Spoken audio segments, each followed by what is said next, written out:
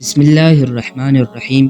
السلام علیکم محترم ناظرین، آج ہم حضرت موسیٰ علیہ السلام اور سامری جادوگر کا واقعہ بیان کرتے ہیں۔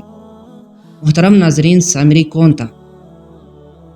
سامری قبطی اور آل فرعون میں سے تھا جو حضرت موسیٰ علیہ السلام کے پڑوس میں رہتا تھا۔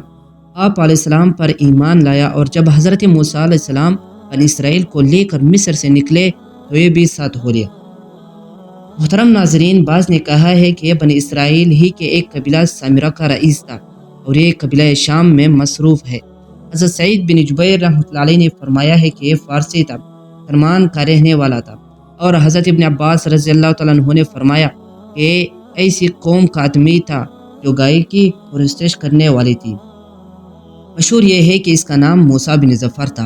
ابن جریر نے حضرت ابن عباس رضی اللہ تعالیٰ عنہ سے روایت کی ہے کہ سامری کا نام موسیٰ تھا، اور جب یہ پیدا ہوا تو فرعون کی طرف سے تمام بنی اسرائیل لڑکوں کا قتل کا حکم جاری تھا۔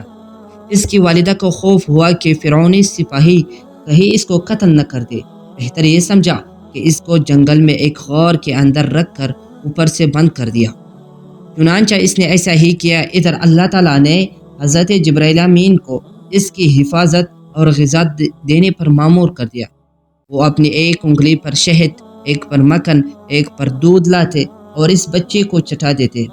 محترم ناظرین، یہاں تک کہ غار میں پل کر بڑا ہو گیا۔ اس کا انجام یہ ہوا کہ کفر میں مبتلا ہوا اور بنی اسرائیل کو بھی مبتلا کیا۔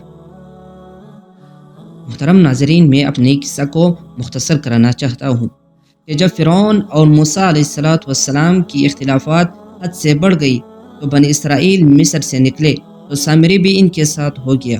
اس کو یہ عجیب اتفاق پیش آیا کہ اس نے حضرت جبرائیل علیہ السلام کا یہ اثر دیکھا کہ جہاں ان کا قدم پڑتا ہے اس جگہ زندگی اور نمو پیدا ہو جاتی ہے۔ اس نے ایسی ہی ایک جگہ سے مٹی بھر کر اٹھا لی اور اس کو ہاتھ میں لیے ہوئے آ رہا تھا۔ اچانک حضرت ہارون علیہ السلام سے ملاقات ہوئی۔ آپ علیہ السلام کو خیال ہوا کہ اس کی مٹھی میں کوئی فرعونی زیور ہے۔ ہارون علیہ السلام نے ان سے کہا کہ جس طرح سب لوگوں نے اس گڑھے میں زیورات ڈالے ہیں تو بھی ڈال دے۔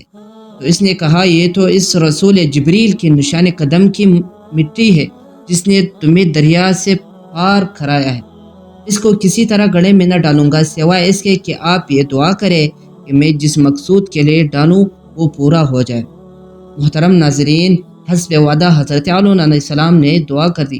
جب دعا سے فارغ ہو گئے تو سامری نے کہا کہ میں تو یہ چاہتا ہوں کہ سونا، چاندی، لوہا، پیتل جو کچھ اس گڑھے میں ڈالا گیا ہے ایک گائے کا بچڑا بن جائے۔ حضرت ہارون علیہ السلام دعا کر چکے تھے اور وہ قبول ہو چکی تھی۔